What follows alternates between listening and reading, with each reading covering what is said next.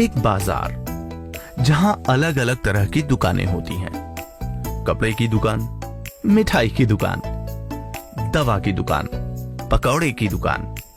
पर कभी आपने भगवान की दुकान देखी है क्या? टेकचंद, जो एक व्यापारी था, वो एक बाजार पहुंचा और उसने भगवान की दुकान का बोर्ड देखा तो वो आश्चर्यचकित हो गया। उसे बहुत अजीब लगा क्योंकि उसने पहले ऐसी कोई दुकान नहीं देखी थी। वो दुकान की तरफ बढ़ने लगा।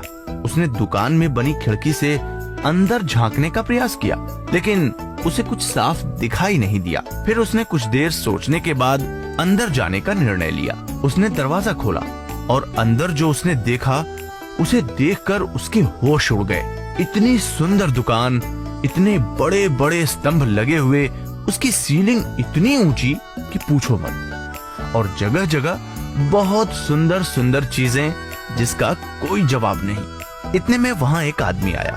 उसने टेकचंद का स्वागत करते हुए कहा, आपका अभिनंदन है। अच्छा हुआ आप आए। कहिए, मैं आपकी क्या मदद कर सकता हूँ? टेकचंद ने आश्चर्य से पूछा, क्या सचमुच ये भगवान की दुकान है? तभी सामने वाले व्यक्ति ने जवाब दिया, हाँ दोस्त, बिल्कुल, ये भगवान की ही दुकान है।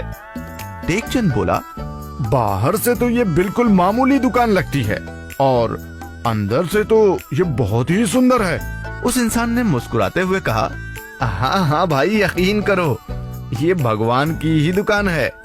तभी टेकचंद ने दूसरा सवाल किया, ये जो इतनी सुंदर सुंदर चीजें आपने सजा रखी हैं, ये क्या हैं? फिर सामने मौजूद उस व्यक्ति ने अलग अलग चीजों की तरफ इशारा करते हुए कहता है कि ये आनंद है। टेकचंद ने इतना सुंदर प्यारा सा फूलों से सजा गुलदस्ता कभी नहीं देखा था। टेकचंद बहुत ही अचंभित था। इतने में ही वो दूसरी ओर इशारा करता है और बोलता है, ये विवेक है और ये स्पष्टता। टेकचंद तो हैरान होकर सब देख रहा था। बस ऐसी चीजें उसने अपने जीवन में कभी नहीं देखी थी। इतनी सुंदर, इतनी अच्छी।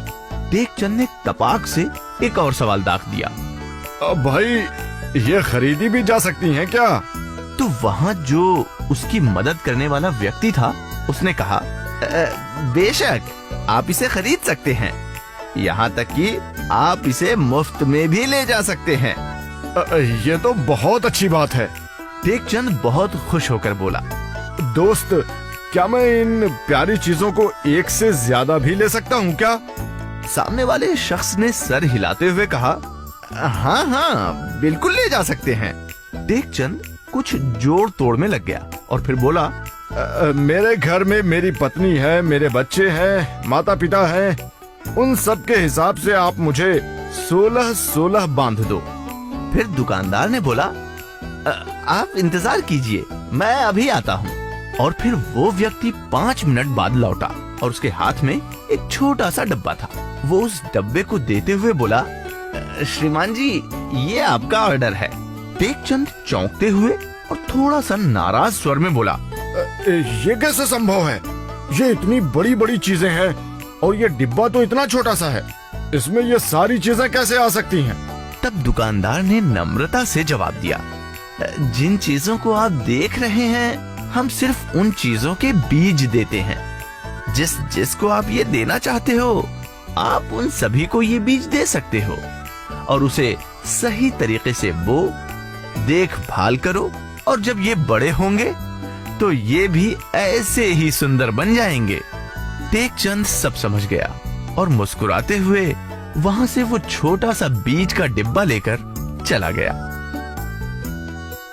दोस्तों, बिल्कुल इन्हीं बीजों की तरह हमारे जीवन में भी आनंद, स्पष्टता और शांति के बीज हमें उस बनाने वाले ने दिए हैं। हमें बस उसकी अच्छे से देखभाल करके अपने जीवन की आनंद, स्पष्टता और शांति के वृक्ष का निर्माण करना है।